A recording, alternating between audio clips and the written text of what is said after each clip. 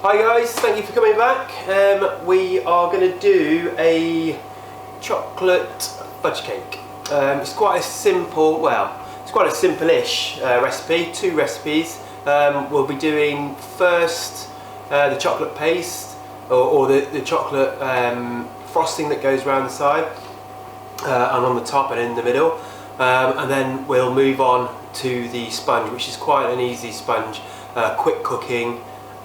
So hopefully we get it all done in quite a fast time, and I'll be timing myself because I have to do a demo on it again. So the first thing we're going to do, we're going to cook the chocolate frosting, and then we're going to put it on a tray, cool it down, and while we do that we're then going to move on to the chocolate sponge, which is kind of an all-in-one sponge cake, very moist cake, and it's quite fast cooking. And then we're going to get that cooled down. As soon as that's cooled down, then we'll fill and decorate the outside. Thank you. Right, so here are all my ingredients for the chocolate frosting or the chocolate paste. Quite a universal product. We can do many things with it. Spread, pour, fill. It's quite a good little product.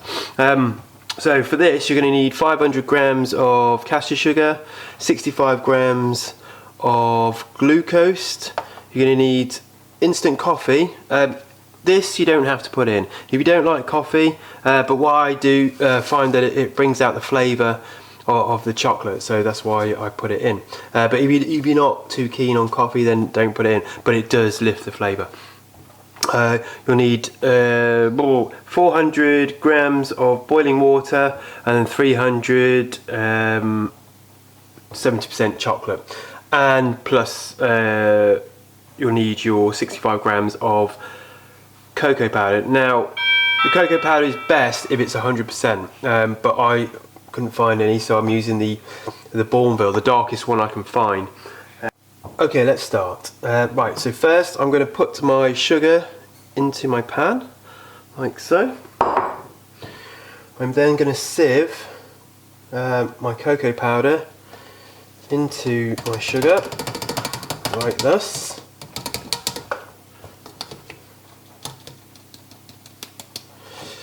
Give a little help. You don't want any tough lumps in there because it will only make it grainy, so if you do find you've got loads of shards, try not to push them through, just discard them because they're just little crystally bits. We don't want those in there. I'm just going to move that around in there, just mix it all together. So when I add my water, I'm not going to end up with clumps of powder, and it's better to mix it before we start cooking. And into that I'm going to put my coffee. So that's all in, and then I shall pour my water in. So boiling water is best because it helps dissolve straight away rather than having to wait for the temperature to come up, and it's also going to help our cook. So as you can see, it's already quite nice and dark. Now I'm going to turn the heat on, and at first I'm going to try and bring it up to the boil. Remember to keep stirring,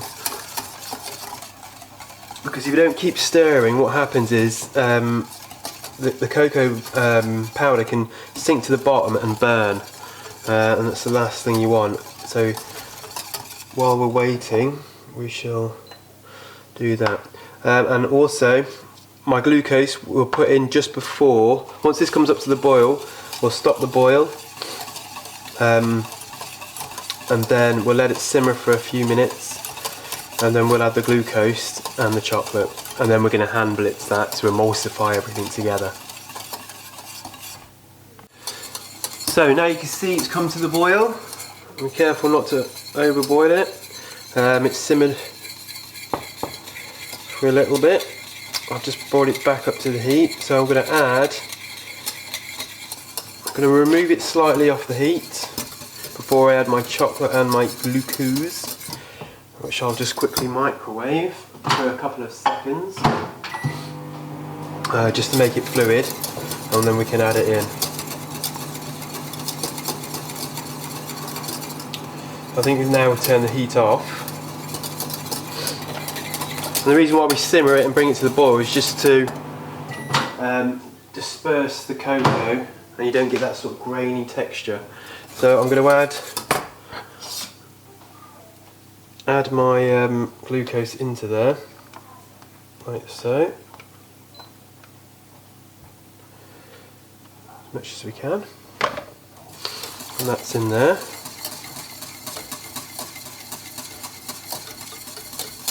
I'll move again, and then I'm going to add my chocolate very carefully so it doesn't bounce back and burn you. So no one wants molten sugar all over their hands. That's it. That's good. Good, good, good. So I'm just going to give it a quick whisk, and then we're going to emulsify it. So I've got my hand blender, and I'm going to stick it in there, and we're just going to make sure it's on for a start, and then emulsify, making sure that chocolate is blended into the water and your other mixture.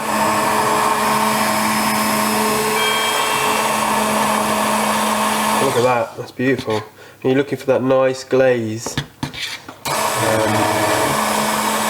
Try not to worry too much about the air bubbles. Fortunately, this is not the best hand mixer, so it does incorporate a little bit of air. But don't worry about that. It will make no difference when we go to use it as a paste. Okay, so about a minute with that. And then if you look, you've got a really nice texture and an absolutely beautiful flavour. So what we need to do now, we need to cool that down pretty sharpish before we make our sponge. So the best way to do that, if I can move all of this gubbins away, is to put it on a big tray, a nice big flat tray, which I've got somewhere here. There we go. Excuse me. Slightly here. So nice metal tray. Metal's better than putting it in anything glass, obviously, because we want it to cool down, so you need a better conductor than glass, so we do it in metal. So that goes onto there, and that should just fill up. Let me get the scrape down. That should just fill up nicely, you shouldn't have to worry about it too much.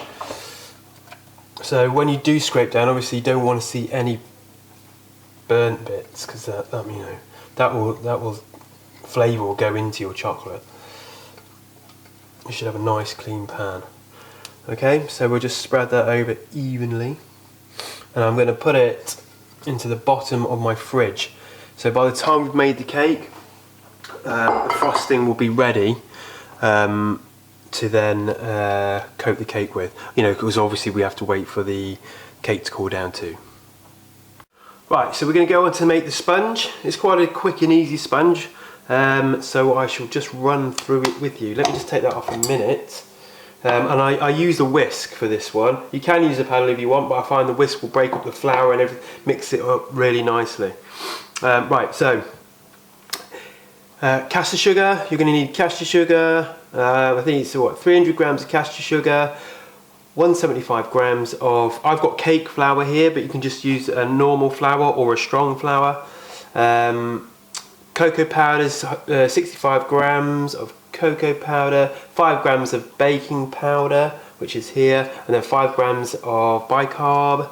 You've got 2 grams of salt just here, 3 large eggs, which I've got over here.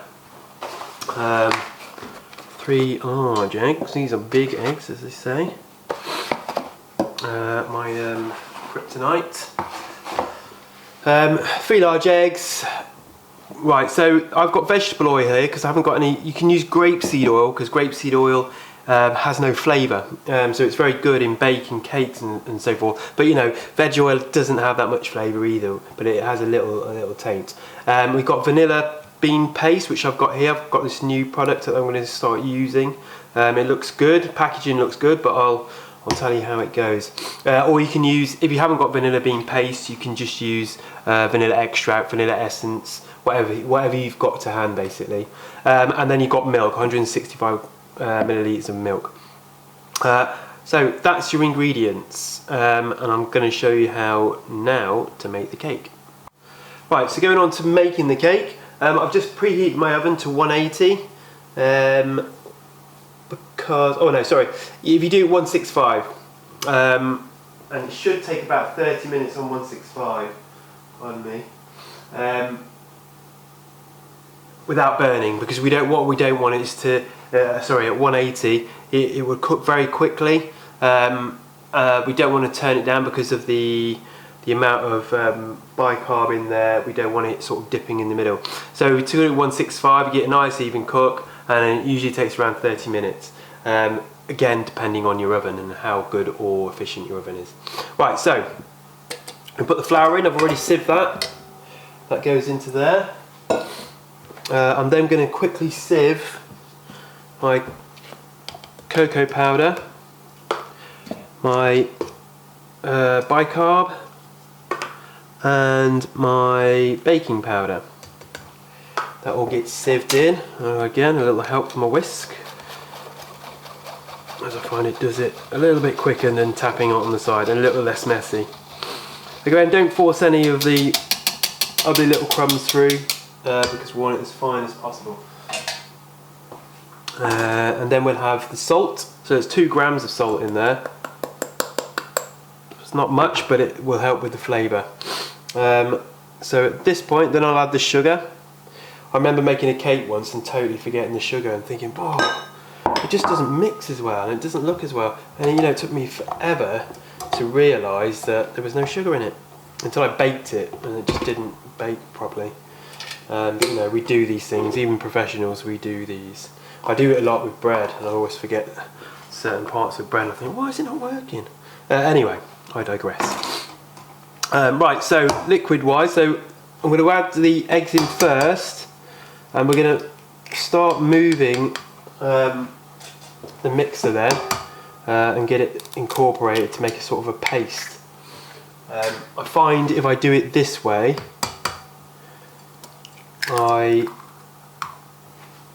just wash my hands 1 second. Yeah, if I do it this way, then it kind of starts making a paste, and then you know, obviously less chance of getting lumps. And then I'm going to add my milk slowly.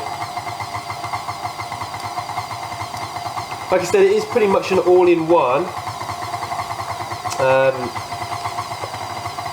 product, but I find if I do it in stages, I get a better product. You can throw it all in, but then sometimes you risk of getting lumps in your, you know, flour lumps in your batter mix, which you don't really want.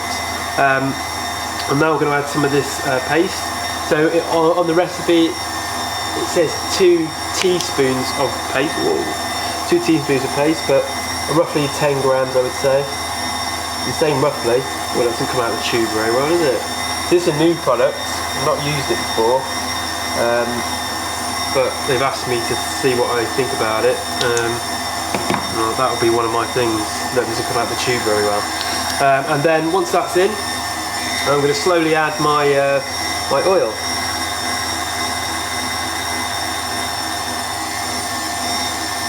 And this will help thicken the batter, but also this will help, you know, obviously retain moisture and make your cake really moist. And that's what you want. So I like the fudge cake, but what I don't like sometimes, you get fudge cakes and you go to the shop and they're so dry.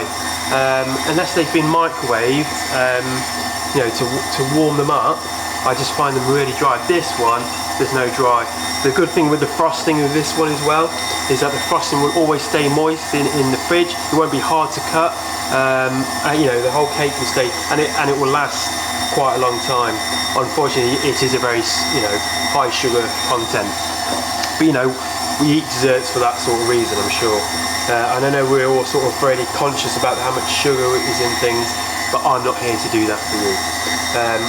You know, later on down the road, I'll show you definitely how to use sugar replacements and so forth, but that'll be later on. Right, so that's pretty much it there. And I've already lined two 8-inch sandwich tins. You can use just, if you've got a cake tin, it just takes a long process to cook. So I've done two sandwich tins, and we'll divide that. You might have a little bit left over. If you have, you know, just put them in cupcakes or whatever you want to do with it. They cook very well in a cupcake, so you know, your chocolate sponge will be in cupcake. But yeah, whatever you want to do with it. But that's what I would do with it. I've got my lad here, so he enjoys that sort of thing. Or he'll just eat it raw. But yeah, so right, we'll crack on to the next bit. Right, so cake mix is done. All I'm going to do now is pour it in about halfway to each. Might be just enough, actually. Don't know what I did last time then. Anyway, so yeah, roughly around halfway. You'll get a very good rise out of these. But yeah, that does actually make just the right amount. There we go, perfect. We'll do that over there. And now I'm just going to put them straight into the oven. Like I say, 165 for roughly 30 minutes. It might take a little bit longer, but again, I will tell you at the end of it. Right, so the cakes actually took 35 minutes. But what we'll do now is hopefully, they should sit in the tin for a little bit, thus making it easier for them to come out. But what we'll do is that. Okay, so one there.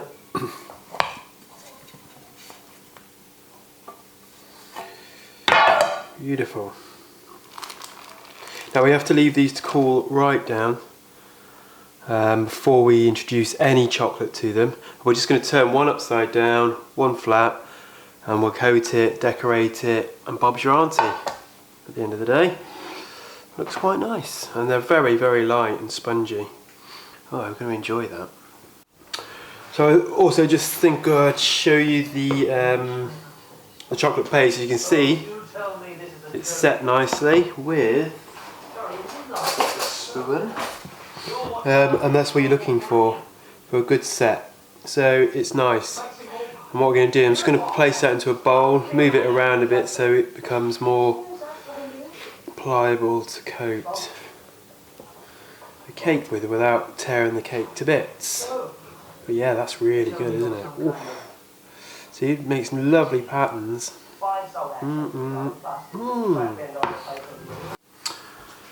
Okay, the sponges have cooled right down. I'm going to pick the worst, or one with the most crinkles on it, to place upside down here on my cake. Now I'm just going to push it down slightly to flatten it out, like so. Don't worry about it sticking to the bottom, because once we start frosting it, it's going to stick itself basically, which is fine. Right, so what I do, so I've got the chocolate paste, which is nice and good, and I put it into a piping bag simply because I want to get a more even finish to my cake. So if I bring that over here so you can see, of course it's quite thick at the moment, but it will warm up the more you work with it. But obviously you don't want it so warm, so I'm just going to do this part at the moment. And you know, it's just habit of me doing it in a circular. Also, I don't want to rip my bag. Just because I kind of always work that way. Okay. So with this one, it doesn't really matter if you go right to the edge, because obviously we're going to go all the way around with it. I have got some left in a bowl, which I'll use for the edges, but I'll pretty much do the same for the top.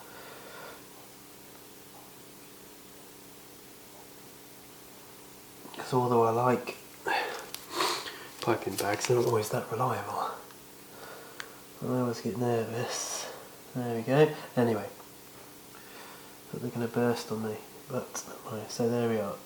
So for that bit, you don't need to sharpen it off, because once you put that on top, it will flatten out, and that's all you need. So I'm going to put that on top,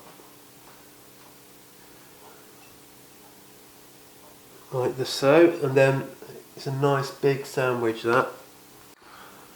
Right, so the top's on. I'm going to now ice the sides. I mean, you can ice the top, ice the sides. You know, it's up to you. But what I'll do is I'll get that, let that warm up a little bit, and we'll just do the top. So I mean, you can go as thick as you like on the top.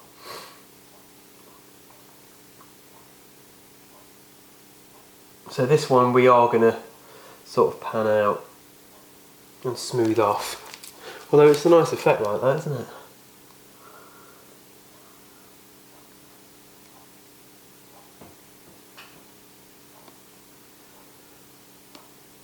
But who doesn't love chocolate? I mean, if you love chocolate, this is probably your favourite, you know, one of your most favourite cakes. It's also very nice if you slightly microwave it before you serve it, just to melt some of the chocolate.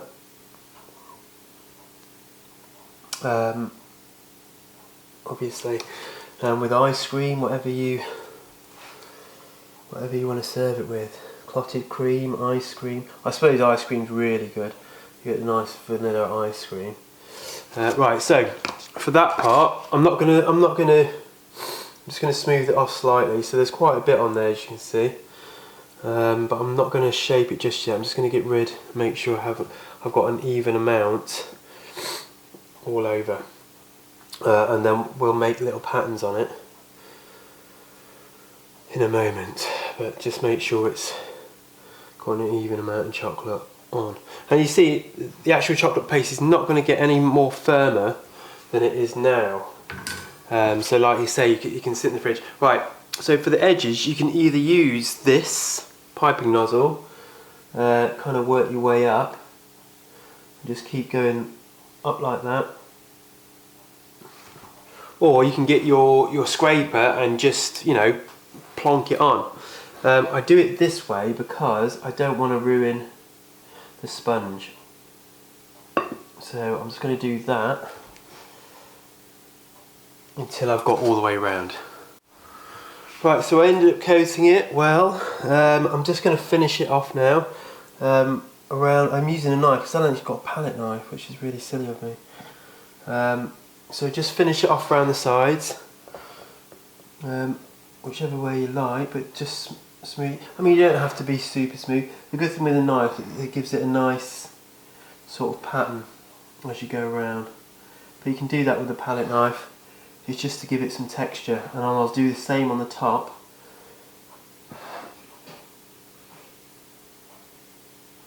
And I'll take some photos so you can see what it looks like when it's finished. I mean, we're looking for opulence as well, aren't we? And the top, obviously, we just want to go across and then keep going in and out, in and out, in and out. But just sort of putting the end of your knife into the cake, and that'll give you a nice chocolatey finish. Like so. Okay, I'm not going to fiddle around with it too much. That is the basic. You can always finish it off with some white chocolate chips that I've got. I mean, anything to hand. I've got a bit of fruit as well.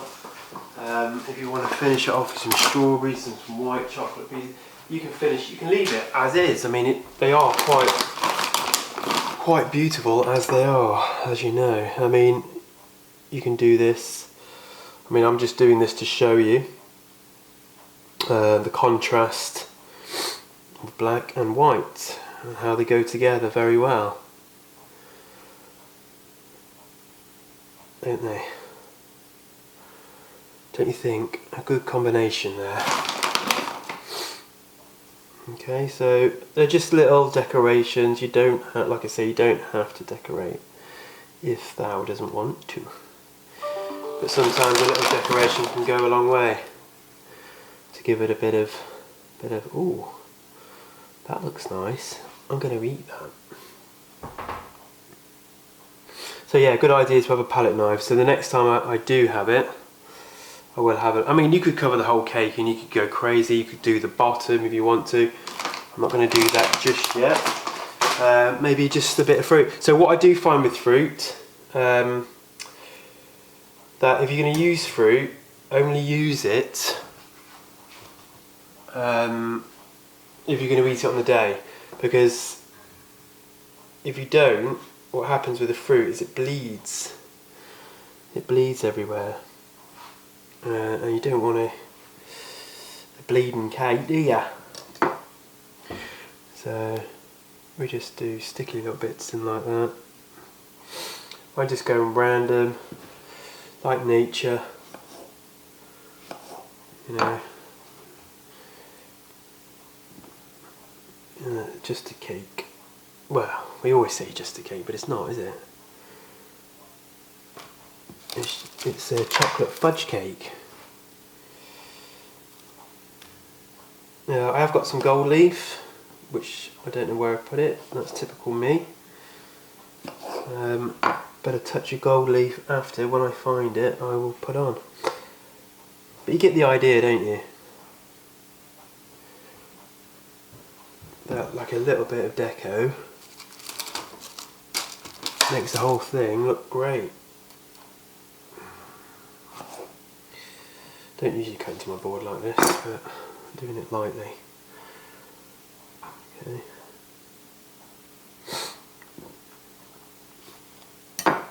And you see I'm not trying to point all the strawberries in different angles. Right, I'll come back to you once I've found my gold leaf. Right, so there we go guys, a chocolate fudge cake. I've decorated with bits I've had lying around. Some apple, some white chocolate. I've got some glacé cherries in the cupboard. I told you I had some gold leaf, I just found it. So I put a bit of gold leaf on there and some strawberries that were almost on the edge of death. So there you are, chocolate fudge cake, pretty simple, basic, but made to look a bit elegant, but again, very tasty at the same time. Yeah. Thanks again for joining me. Brilliant little cook, and you should find it quite useful. Let me just show you again, in case you didn't see the first time. I think you can see that, as you see.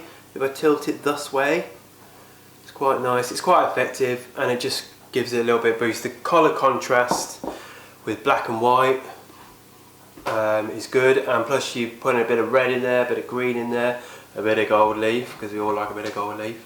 But yeah, these were basically, you know, the decoration just bits I have left in the fridge. So again, if you've enjoyed that and you found the cook easy enough to follow, please like, please subscribe, and please just share it out with everyone that you know. Again, the more following and the more pickup I get on it, I'll do more. Simple as that. And again, so it'll be in the description below will be the website, which is www.thepastrychefcornwall.co.uk, and also my Instagram page, which is yummy_dc. But hopefully I'll think of something else to do next time, and see you on the next bake.